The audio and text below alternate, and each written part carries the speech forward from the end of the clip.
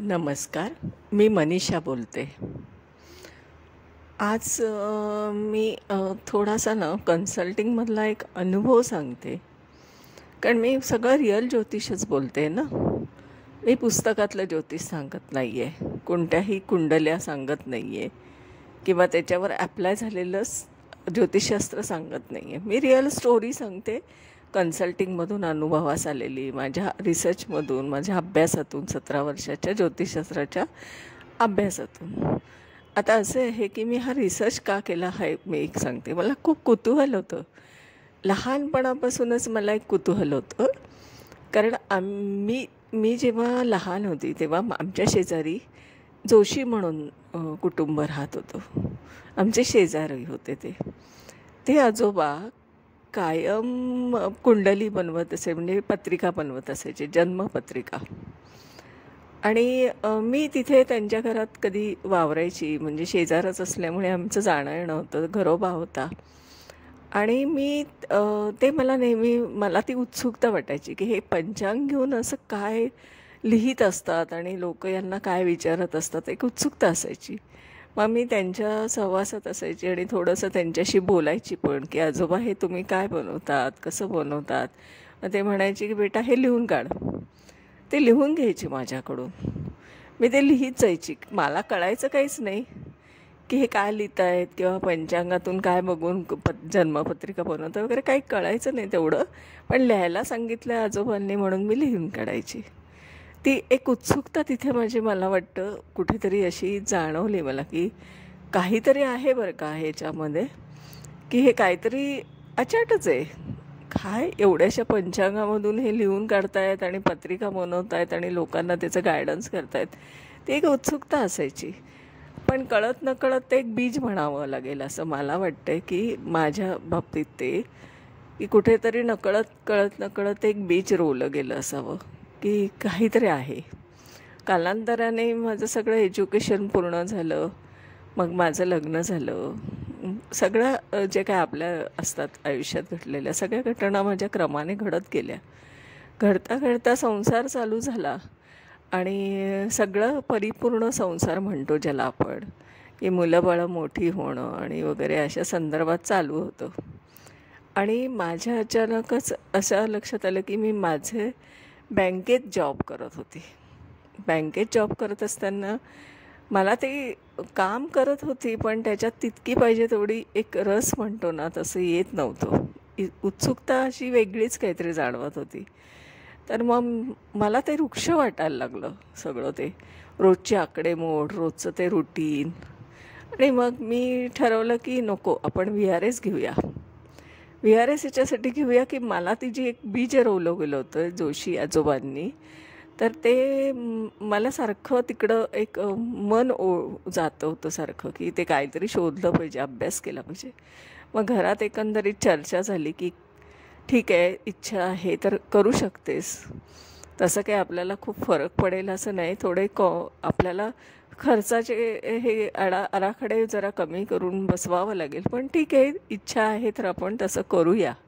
आणि घरातून मला परमिशन मिळाली. मी VRS घेतला बँकेत जॉबला आणि ज्योतिषशास्त्राचा अभ्यास जस्ट सुरू केला. तो मला इतका ओढ वाढत गेली की मी तासनतास नोट्स काढणं, पुस्तकं वाचणं, त्याच्यावर विचार करणं, हे मला का नाही पटत आहे, हे का नाही अनुभवास येते, असं करत करत करत 17 वर्ष मी ज्योतिषशास्त्राचा अभ्यासच करत होती, करत आहे, अजूनही मी करणार आहे. कारण मी विद्यार्थी आहे, ज्योतिष विद्यार्थी आहे.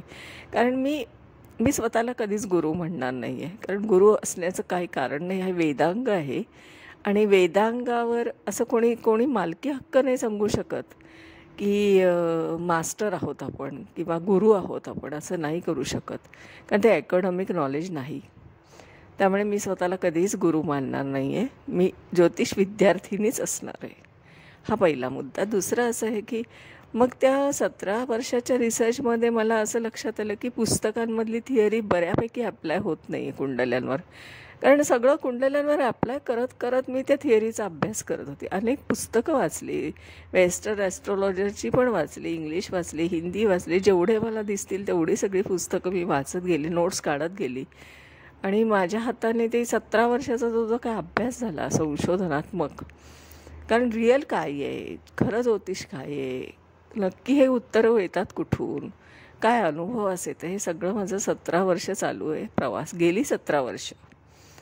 आता अशा पद्धतीने मी जेव्हा आली ह्या पद्धतीने, तेव्हा मी अचानकच असं विचार केला की ठीक आहे, आता आपण अभ्यास तर केला आहे, पण लोक विश्वास कसा ठेवणार आपल्यावर की 17 वर्ष अभ्यास केलेला आहे मी, पण याला कुठेतरी सिद्धता पाहिजे. म्हणून मी एक क्लासेसला जॉईन झाली आणि तिथून मी सर्टिफिकेट्स मिळवले. नंतर ॲज अ फॅकल्टी म्हणून पण काम केलं, पण मला काही रस वाटेना, कारण ती सारखी थिअरी घेऊन शिकवायला मला त्याच्यात इंटरेस्ट नव्हता, कारण माझा रिसर्च असल्यामुळे मला ते बुद्धीला पटत नव्हतं. मग मी त्याही भूमिकेतून बाहेर आली आणि स्वतःचंच परत एकदा सुरू केला प्रवास. आजच्या परिस्थितीत मी अशासाठी हे सगळं सांगते, कारण की ज्योतिषशास्त्र हे वेदांग आहे, त्याला खूप रिस्पेक्टफुली बोललं पाहिजे आणि घेतलं पण पाहिजे. त्याच्यावर अशी मालकी हक्क कोणाचा नाही, गुरु बिरू कोणी नसतं. तो अथांग ओशन आहे, त्या ओशनमध्ये आपल्याला एक ओंजळीत थोडेसे मोती आले, ते तेवढेच एवढ्या ओशनमध्ये, म्हणजे एवढा महासागरात एक छोटासा मोती सापडला आहे, तो म्हणजे काही तो महासागर नाही ना. त्यामुळे आपण तसं काही विचार करू नये असं मला वाटतं. आता दुसरा मुद्दा असा आहे की माझ्या ज्योतिषशास्त्राच्या कन्सल्टिंगमध्ये अनुभवास आलेली गोष्ट मी तुम्हाला सांगते. मी रिअल ज्योतिषच बोलणार आहे, मला जे अनुभवास आलं तेच ज्योतिष मी सांगण्याचा प्रयत्न करणार आहे. ज्योतिषशास्त्र माझ्यासमोर अशी एक केस आली की मला नेहमी लक्षात येतं की चंद्र आणि शनीचा कुठेतरी संबंध आला की मानसिकतेवर खूप परिणाम होतो, हे नक्की आहे, हे जाणवतंच बरं का. हे खूप वेळा मला अनुभवास आलेलं आहे. आणि चंद्राचा आणि शनीचा संबंध आला की ती व्यक्ती खूप ओव्हर थिंकिंग असते, खूप अतिविचार करते, म्हणजे पास्टचा पण करते, प्रेझेंटचा पण करते आणि फ्युचरचा तर प्रचंड करते, कारण ते इतके खयाली पुलावे असतात की ते रियालिटीमध्ये घडतील असं काही नसतं. पण ते एक सिस्टीममध्ये त्यांच्या ते एक मला जाणवतं, ते एक डिप्रेशन होतो त्यांना, आणि सारखं सतत विचार केल्यामुळे त्यांच्या मेंदूला काही परिस्थिती अशी निर्माण होते की काही आजार पण खूप अशा जास्त पद्धतीने विचार केल्यामुळे घडत जातात त्यांच्या बाबतीत. आणि मग अशाच मेडिकल ॲस्ट्रॉलॉजीच्या संदर्भातला हा विषय आता, म्हणजे आजचा मी बोलते तो मेडिकल ॲस्ट्रॉलॉजी. बघा, मेडिकल म्हणजे काय, औषधी. तर आता अशी केस माझ्यासमोर एक पत्रिका आली की त्याच्यामध्ये ती व्यक्ती कुठेतरी किंचित असे जाणवलं की ही अतिविचारी आहे, पण हिच्या आयुष्यामध्ये हे मेडिकल ॲस्ट्रॉलॉजी मात्र ॲप्लाय व्हायला लागली. कारण की स्क्रिझोफ्रेनिया हा जो काय आजार आहे त्या व्यक्तीला जडला आहे. कशामुळे जडला असेल बरं, तुम्हाला माहिती आहे. तर त्याचं एक बेसिक कारण म्हणजे ओव्हर थिंकिंग, आभास, किंवा त्यांना सारखे आभास होतात की कोणीतरी माझ्या विरोधात काहीतरी करते, माझ्या विरोधात सगळी सिस्टीम चालू आहे. अविश्वास निर्माण होतो त्यांचा आपल्या आप्तांवर पण आणि आपल्या सगळ्या व्यक्तींवर, आणि ती एक आयसोलेटेड होत जाते ती व्यक्ती, आणि ती जगापासून तुटत जाते स्वतःच्या आयुष्यात. ती अशी जाणवते, म्हणजे महिना झोपून राहणं, अंघोळ न करणं, बसून राहणं, सगळ्या आभास होणं, असे काहीतरी बरेच सिम्पटम्स तिथे दिसत असतात. अशा पद्धतीने ती पत्रिका होती. पण आश्चर्य असं की कुठेही शोधलं ना त्याचं उत्तर, तर शनी आणि चंद्राचा कुठे संबंधच येत नव्हता. म्हणजे असं होतं ना की आपण आस्पेक्टने बघूया म्हणूयात, का तो युतीने बघूयात म्हणूयात, तर कुठेच सापडत नव्हता हे उत्तर. हे असं का घडत असेल बरं? जर ही व्यक्ती स्किझोफ्रेनियाची आजाराने ग्रस्त आहे, तर हिचा चंद्र आणि शनीचा नक्की संबंध आला पाहिजे, कारण तो अतिविचार केल्यामुळे जडलेला तो आजार होता तिला. असं मी एकच कारण नाही म्हणत आहे, कारण मेडिकल ॲस्ट्रॉलॉजीला हे, मेडिकल सायन्सला हे काही मला चॅलेंज करायचं नाही आहे. की असं एका वाक्याने तुम्ही ॲस्ट्रॉलॉजीने सिद्ध नाही करू शकत, हे मलाही मान्य आहे. पण मला पत्रिकेत जाणवलं ते माझ्या आस्पेक्टप्रमाणे ज्योतिषीय दृष्टिकोनातून बोलते बरं का. मी मेडिकलच्या दृष्टिकोनातून बोलत नाही आहे, त्याच्यामुळे असं काही चॅलेंज येऊ शकण्याची शक्यता नाही. मी फक्त माझ्या शास्त्राच्या विचारांच्या प्रभावामुळे बोलते की त्या व्यक्तीला जर हे असं जडलं असेल तर ती शनी आणि चंद्रयुती कुठेतरी काम करते, वर्कआउट करते, पण ती सापडत नाही आहे, कारण तिचं युती नाही आहे, तिचं संबंध येत नाही दृष्टीने, आणि ती कुठेच मला आढळत नव्हती. खूप संशोधन केलं त्या पत्रिकेचं आणि माझ्या अचानक एक गोष्ट माझ्या निदर्शनास अशी आली की त्या चंद्र आणि शनीचा डिग्रीचा असा संबंध येतोच आहे, जवळपास डिग्री आहे त्यांची, परंतु त्यांच्यामध्ये कुठेही युती नाही आढळत आणि काही आढळत नाही आहे, आस्पेक्ट पण होत नाही आहे, आणि ती व्यक्ती मात्र ओव्हर थिंकिंग आहेच. मग आश्चर्य वाटेल, त्याच्यातून मी अभ्यास करत गेली. असाच अभ्यास केला म्हणजे संशोधन होत असतं. मग त्याच्यात असं मला शेवट असं आढळलं की केंद्रयोग होतोय बघा त्यांच्यात. चंद्र शनीमध्ये सुद्धा केंद्रयोग झालेला होता, आणि तोही डिग्रीप्रमाणे अंशात्मक. आणि काय प्रकार घडतोय बघा, केंद्रयोग झाला आहे तिथे. आणि सुद्धा आपण विचार केला पाहिजे की ना की युती आणि आस्पेक्ट फक्त, केंद्रयोगाचे पण रिझल्ट्स आहेत. आपण जे म्हणतो ना केंद्रयोग, लाभयोग, युती, षडाष्टक, प्रतियुती, हे सगळं विचार करण्याची गोष्ट आहे. हे नुसतं टायटल दिलं आहे गजकेशरी योग म्हणजे झालं केंद्रयोगच, युती आहे, असं आहे, तसं आहे. अहो जरा बेसिक बघा. सगळ्या जे काय तुम्ही टायटल दिलेत ना त्याच्यामध्ये सगळ्या एकतर लाभयोग तरी असतो, युती तरी असते, केंद्रयोग तरी असतो, षडाष्टक तरी असतो, नाही तर प्रतियुती तरी लिहिलेली आहे. आणि त्याला एक नाव दिलं आहे. जसं बालक जन्माला येतं ना त्याला एक नामकरण केलं जातं ना, तसं ते योगाला एक नाव दिलेलं आहे. आणि त्याची फलितं लिहून काढली टेंटेटिव्ह. टेंटेटिव्ह म्हणजे ती खरी सगळीच अनुभवास येत नसतात. मग त्यामुळे ना असा अभ्यास केला पाहिजे की ते जे काय फलित आहे ते बाजूला ठेवा, पुस्तकातले वाक्य बाजूला ठेवा. आधी तुम्ही तुमचा स्वतःचा रिसर्च करा की नक्की या युतीचा डिग्रीत मग काय संबंध आला आहे आणि कसा काय आला आहे, आणि या व्यक्तीच्या आयुष्यात हे प्रत्यक्ष दिसते. कारण जातक, समोरचा क्लायंट हा आपल्याला खूप गोष्टी शिकवून जातो. ज्योतिषशास्त्रामध्ये खूप गोष्टी आपल्याला कन्सल्टिंगमधूनच कळत जातात. ज्योतिषशास्त्राच्या कन्सल्टिंग हे इतकं प्रभावी अभ्यासाचं साधन आहे ना की तुम्ही जितकं कन्सल्टिंग कराल तेवढं तुम्हाला त्याचे अनुभव जास्त येतील ज्योतिषशास्त्राचे. कारण हे पुस्तकात नाही. पुस्तकातलं अभ्यास करण्याचा हा एक प्राथमिक स्टेज आहे. म्हणजे कसं की आपण पहिली बालवाडीत जातो, मग आपण तिथे थोडंसं अक्षर ओळख शिकवतो, मग नंतर पाढे शिकतो.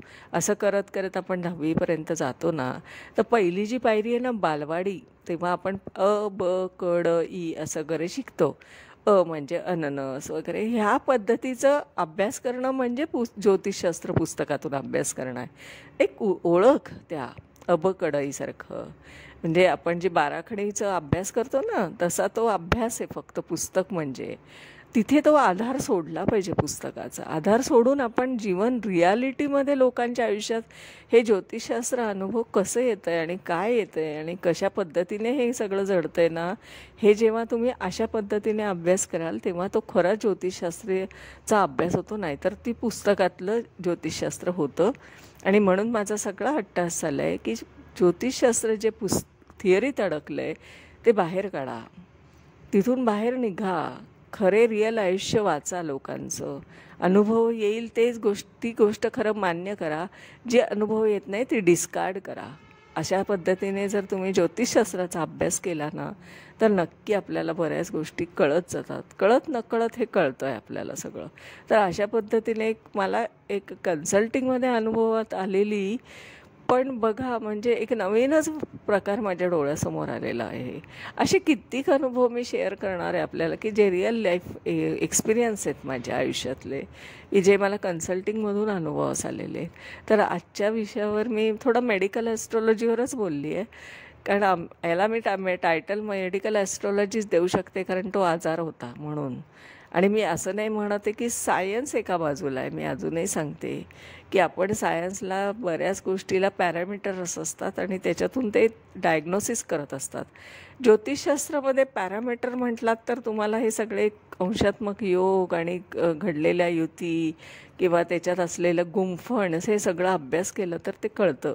हे पण एक शास्त्रच आहे ना, हे पण एक सायन्स आहे. प्रूव्ह करता येत नाही एवढाच ना, प्रूव्ह काय करता येत नाही तर हवा आहे, पण आपल्याला ती जाणवते, पण प्रूव्ह नाही करता येते, सिद्धता नाही देऊ शकत त्याला. हवा आहे मान्य, सगळेजण ते हवेने जगतायत, श्वास घेत आहेत, हवा नाही आहे का? तसं ज्योतिषशास्त्र आहे अस्तित्वात, पण ते आपल्याला सिद्ध करता येत नाही. याचा अर्थ ते डिस्कार्ड केलं पाहिजे का? तर नाहीच, ते पण मान्य केलं पाहिजे. कारण ज्योतिषशास्त्र हे मार्गदर्शन देत असतं.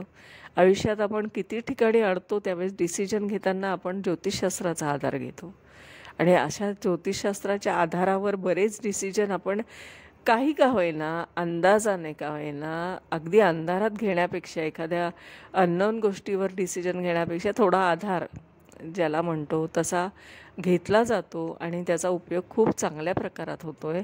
हे मला जाणवलं कन्सल्टिंगमधून. माझे 17 वर्ष झाले सारखं कन्सल्टिंग चालू आहे, पण मी आत्ता मात्र कमर्शियल बेसवर करते. तेव्हा मी अगदी ओळखी पाळकीत घरात बाकीच्या आजूबाजूच्या अशा पत्रिका घेऊनच अभ्यास करत होती. 17 वर्ष झालं आहे माझं. तर आजचा विषय मी थोडासा या वेगळ्या पद्धतीने बोलली, जो मेडिकल ॲस्ट्रॉलॉजीशी रिलेट होतो आहे. आणि तो पुस्तकात कुठे लिहिला आहे का की केंद्रयोग झाल्यावर हा आजार होतो असं? बघा, हे नवीन तुमच्यासमोर मी आज मांडते. हा एक रिसर्च आहे. आजच्या दिवसाला मी इथेच थांबते, उद्या नवीन विषयावर बोलते. मी माझी ओळख सांगते. मी सौ मनीषा प्रदीप चव्हाण. मी आदित्य गार्डन सिटी वारजे इथे राहते. माझा मोबाईल नंबर आहे 9763787646. माझे स्वतःचे कन्सल्टिंग आहे, ज्योतिषशास्त्रीय मार्गदर्शन. तुम्ही जन्मकुंडली मला पाठवलीत वर डिटेल, की मी त्या कुंडलीवरून तुमच्या प्रश्नाचा मागोवा घेऊन तुम्हाला त्याचं मार्गदर्शन करते, ज्योतिष मार्गदर्शन. आणि याची फी फक्त अवघी 500 रुपये. 500 रुपयावर एकही रुपये खर्च येत नाही, हे नक्की आहे. कारण मला तेवढाच एक विषय आहे की मी फक्त तेवढ्यावरच थांबत असते. मग आपण ते प्रत्यक्ष अनुभव घेऊया की काय नक्की होतं आहे, म्हणजे मार्गदर्शन मिळतं म्हणजे नक्की काय मिळतं आहे. दुसरं असं की माझे ज्योतिषशास्त्राचे प्रायव्हेट पर्सनल क्लास आहेत. एका व्यक्तीला एका वेळेसच शिकता येतं, कारण जन्मकुंडल्यांवर अभ्यास केलेला असतो आपण. तुमची स्वतःची, तुमच्या रिलेटिव्हची, तुमच्या ओळखीतली अशी काही जन्मकुंडली घेऊन त्याच्यावर अभ्यास शिकवला जातो ज्योतिषशास्त्राचा, बेसिकपासून ॲडव्हान्सपर्यंत. आणि तो सगळा लाईव्ह कुंडल्यांवर शिकवला जातो, ना की पुस्तकातल्या कुंडल्या घेऊन शिकवलं जातं. कारण की असं आहे की जेवढ्या ज्योतिषशास्त्रामध्ये कुंडल्या शिकवल्या गेलेल्या आहेत त्या सगळ्या पंडित जवाहरलाल नेहरू वगैरे अशा यांच्या किंवा काही युगपुरुषांच्या किंवा काही अशा पद्धतीने जेव्हा शिकवल्या जातात तेव्हा त्या आपल्या पत्रिकेवर आपल्या होऊ शकतात का? तर अजिबात नाही. आणि मग असं ज्योतिषशास्त्र आपण शिकवण्यात आणि शिकण्यात काय हशील. त्याच्यामुळे असं आहे की मी कोणती कुंडली तुम्हाला अभ्यास करताना, ज्योतिषशास्त्र शिकवताना तुम्ही आणलेली जी काही चॉईसने कुंडली आहे त्याच्यावरच मी ज्योतिषशास्त्राचा अभ्यास शिकवते. हा एक वेगळा अनुभव आणि मग त्याच्याने बोर पण होत नाही, कारण की आपण आपलं आयुष्य जाणून घेत असतो किंवा आपल्या आप्तांचं किंवा कोणाचं तरी, आणि त्याच्यावर आपण ज्योतिषशास्त्र शिकत असतो. एक वेगळीच गंमत असते बघा. म्हणून पुस्तकातल्या कुंडल्या मी शिकवत नाहीत. आणि मग ते लाईव्ह कुंडली याच्यासाठी असते, मग त्याला कॉन्फिडन्स असायला पाहिजे आणि त्याला परत एक सिक्रेसी असायला पाहिजे. म्हणून मी पर्सनल एकट्या व्यक्तीचेच क्लास घेते, कारण शेवटी ती आयुष्य तिचं स्वतःचं वाचत असते आणि ते मला जाहीरपणे सांगायची गरज नसते ना. मग ग्रुपमध्ये मी क्लास घेत नाही. हा एक वैशिष्ट्य माझ्या क्लासचं आहे. तर आपण माझ्याशी संपर्क करू शकता. अगदी तुम्हाला ज्योतिषशास्त्र काही कळत नसेल, कधी पुस्तक वाचलं नाही किंवा ऐकलं नाही आहे, तरीसुद्धा तुम्ही ह्या क्लासचा आनंद घेऊ शकता. तुम्ही परफेक्टली ज्योतिष काय आहे ते मी तुम्हाला सांगणार आहे. ज्योतिषशास्त्र कसं आहे, पुस्तकात नाही आहे. पुस्तक हा आधार आहे फक्त बालवाडीसारखा, आणि त्याच्यानंतर त्याचा आधार सोडला पाहिजे आणि रिअल आयुष्यामध्ये त्या ज्योतिषशास्त्र कसं अनुभवास येतं ते शिकणं म्हणजे खरं ज्योतिषशास्त्र शिकणं आहे. हे असं माझं स्वतःचं मत आहे ठामपणे. मी कोणावर टीका नाही करत, आणि कोणाला तसं वाटत असेल की मी टीका करते तर तो त्यांचा प्रश्न आहे, हा माझा प्रश्न नाही आहे.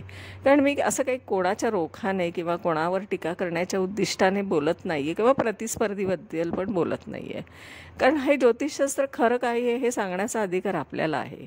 आपल्याला काय वाटतं हे सांगण्याचा अधिकार आहे, कारण आपल्याला विचार स्वातंत्र्य आहे, बोलण्याचं स्वातंत्र्य आपल्या संविधानाने दिलं आहे, आणि ते नियमाचं उल्लंघन न करता आपण केलं तर चांगलीच गोष्ट आहे ना. खऱ्या अर्थाने सत्य परिस्थिती समोर मांडणं म्हणजे काही आपण काही वेगळं काही कोणावर टीका करणं असं होत नाही. सत्य सत्य आहे, ते कायम सत्यच असतं.